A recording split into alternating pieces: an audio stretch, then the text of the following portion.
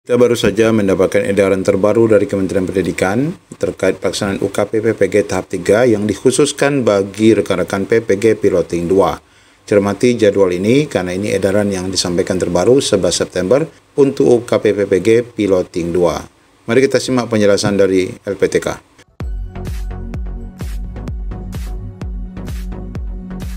Posisi tanggalnya adalah tanggal atau pada nomor keempat, yakni hari ini dimulai pendaftaran UK PPG sampai lumayan jauh Bapak Ibu, sampai tanggal 8 Oktober. Namun harapan kami Bapak Ibu jangan terlena dengan waktu yang panjang, karena seringkali di akhir-akhir ada kendala unggah dan sebagainya. Pelaksanaannya insya Allah di tanggal 18 sampai 20 Oktober, dan harapannya di tanggal 12 November sudah pengumuman. Yang kita ingat-ingat yang di tanggal 16 sampai 8. Itu pun sejauh Bapak Ibu sudah bisa melakukan mulai sedini mungkin.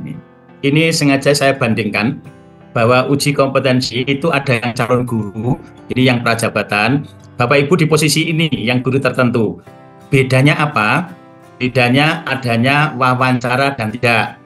Jadi nanti kalau ada isu masuk di grup Bapak Ibu sendiri, ini saya bingung wawancara itu untuk prajabatan. Kemudian dalam jabatan itu guru tertentu, yang guru tertentu tidak ada wawancara. Ini yang silang ini untuk prajabatan, yang ini untuk guru. Komponennya apa saja? Ada uji tertulis, ini dulu ada yang mengatakan uji pengetahuan, sekarang menggunakan istilah uji tertulis dan uji kinerja. Apa itu uji tertulis dan itu uji kinerja? Mari kita lihat, ini kita teruskan bahwa Bapak Ibu uji tertulis itu terkait dengan pengetahuan. Uji pengetahuan itu nanti bentuknya dua, ada tes objektif, yakni pidana, dan ada tes subjektif, yakni seringkali kita namakan kasus. Terus kemudian yang kedua ada uji kinerja, ini sesungguhnya adalah praktik mengajar, karena Bapak Ibu itu berjalan. Kalau sejarahnya begini, jadi Bapak Ibu itu praktek mengajar terus dinilai, tapi karena pesertanya banyak dan untuk mengatasi keterbatasan ruang dan waktu, maka nanti Bapak Ibu cukup merekam mengajarnya, kemudian diunggah satu persatu. Kita bahas. Jadi ini kalau penjelasannya secara ringkas dari gambar tadi, bahwa UK PPG, ini kalau nanti dengar UKM PPG itu dulu, bahwa dulu namanya P pertama itu mahasiswa, nah sekarang P itu peserta. Ada uji tertulis berbasis komputer, durasinya 150 menit, 150 menit itu objektif tesnya itu 120 dan subjektifnya itu 30 menit, dan uji kinerja. UK PPG dilaksanakan secara serentak secara nasional sesuai jadwal yang telah ditetapkan. Konsep ditetapkan itu kan ada wilayah Indonesia Barat, Tengah, dan Timur dan seterusnya. Itu langsung di setiap LPTK penyelenggara atau tempat yang ditentukan sesuai kondisi dan situasi. Peserta melaksanakan UT secara daring di domisili masing-masing. Oleh karena itu sampai dari sekarang sudah dipikirkan kira-kira yang nyaman bagi Bapak Ibu di mana. Di mana yang nyaman itu ya tidak terganggu si kecil, tidak terganggu suara bisik kendaraan.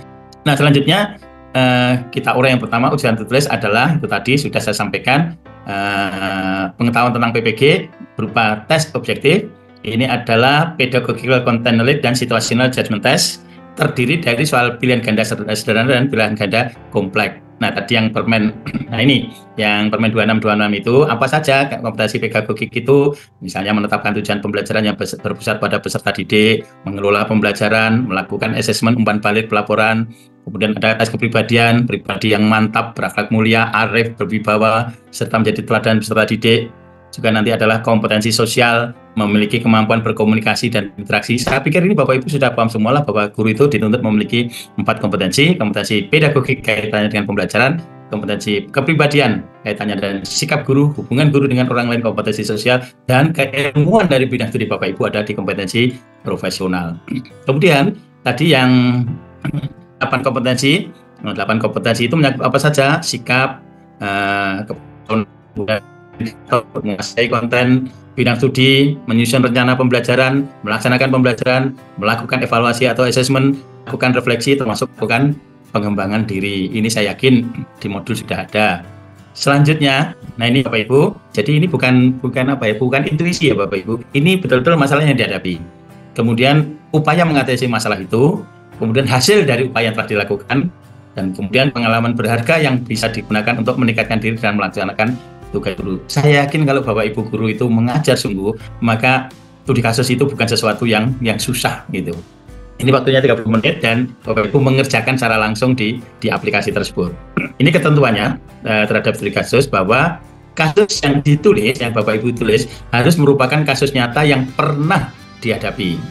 Jadi sampai Bapak Ibu guru tanpa kasus konsepnya dalam artian pembelajaran ini luar biasa. Tetapi saya mengalami, Bapak Ibu juga bisa mengatasinya. Itu banyak kali di perencanaan pembelajaran, bisa pelaksanaan, bisa penilaian, bisa kesulitan siswa, bisa perilaku siswa, bisa penyiapan materi, bisa penyiapan media, lingkungan yang aman dan nyaman, siswa sebagai pusat pembelajaran, dan lain-lain. Nah, dari itu tadi, ambil satu saja Bapak Ibu, tidak usah semua, ambil satu saja, kemudian direfleksikan dalam narasi tadi, kira-kira masalah apa yang dihadapi? Oh, mungkin masalah media. Bagaimana menanganinya? Terus bagaimana hasilnya? Kemudian yang terakhir, hikmah apa atau pelajaran apa yang bisa diambil. Saya pikir ini bukan sesuatu yang heboh lah, insya Allah bisa lah ini. Bapak Ibu, uji kinerja adalah uji praktek pembelajaran yang mencerminkan penguasaan kompetensi pedagogik, profesional, kepribadian, dan sosial. Tadi di atas saya sampaikan. Alokasi waktu UKIN sebanyak 2 jam pelajaran, 2 JP ini disesuaikan masing-masing Bapak Ibu. JP-nya SD itu berbeda dengan SMP, berbeda dengan SMA atau SMK. Kecuali guru PAUD atau TK, termasuk pendidikan khusus, BK, dan mata pelajaran produktif di SMA yang durasinya disesuaikan dengan kebutuhan pembelajaran. Komponen UKIN, sekali lagi, apa saja adalah perangkatnya, kemudian videonya. Jadi 2 hal di sini adalah perangkatnya dan videonya. Perangkatnya penjelasannya begini. Perangkat pembelajaran yang digunakan dalam uji kinerja berupa catatan paling atas ini adalah untuk kurikulum merdeka.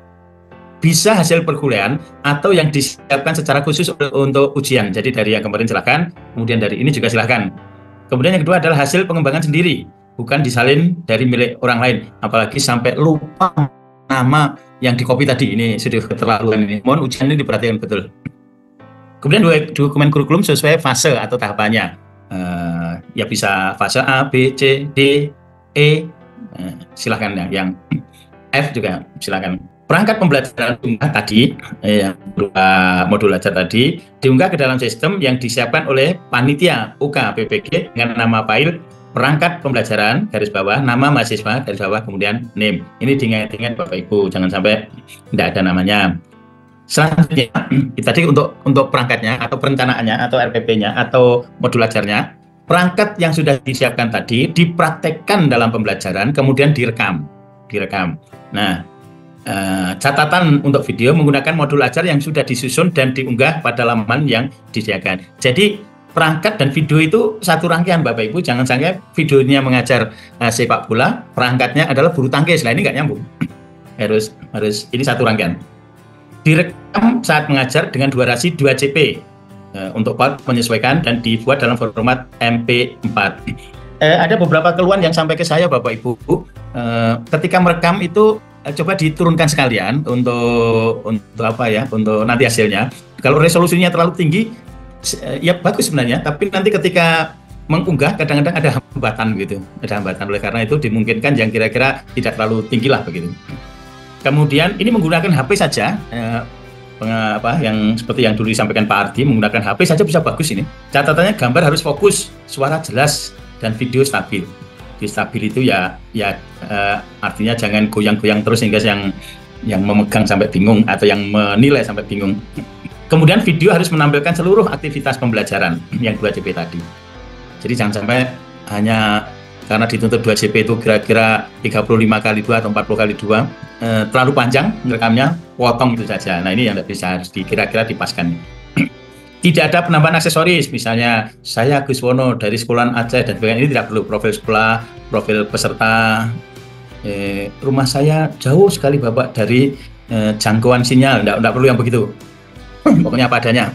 Atau latar belakang musik, ini juga jangan, apalagi nanti musiknya dominan malah suara gurunya tidak terdengar. Kemudian gini, video yang diunggah itu 2, yakni video yang utuh selama 2 CP tanpa editing. Diberi nama video utuh, nama mahasiswa, name. Kemudian video yang utuh tadi silakan diedit berdurasi 20-30 menit. Diedit itu maksudnya tetap memperhatikan proporsional. Ada unsur pembukaan, ada unsur kegiatan inti dan ada unsur kegiatan penutup. Jangan sampai dipotong, pokoknya dari video 2JP ambil 30 potong, nah nanti kan isinya hanya pembukaan saja begitu. Diunggah dengan nama video edit, nama mahasiswa, name gitu. Kemudian video ini disimpan di drive masing-masing mahasiswa. Bapak Ibu yang begini nih, kalau misalnya drive itu seperti apa toh? Coba tanya dari teman-teman yang paham IT di sekolah Bapak Ibu. Saya yakin ada yang ahli IT. Kemudian jangan lupa drive tadi ditautkan ke laman uji kinerja yang telah disiapkan oleh BP3. Dua video, sekali lagi ada video utuh 2JP dan video yang diedit selama 20-30. Ini enggak usah bertanya, Pak, video saya itu 29, boleh enggak? Ya, namanya 20-30 ya sekitar itulah. Kalau kurang sedikit gitu misalnya 19,5 ya monggo lah gitu. Artinya sebenarnya ini rambu-rambunya kan jelas 20-30 gitu.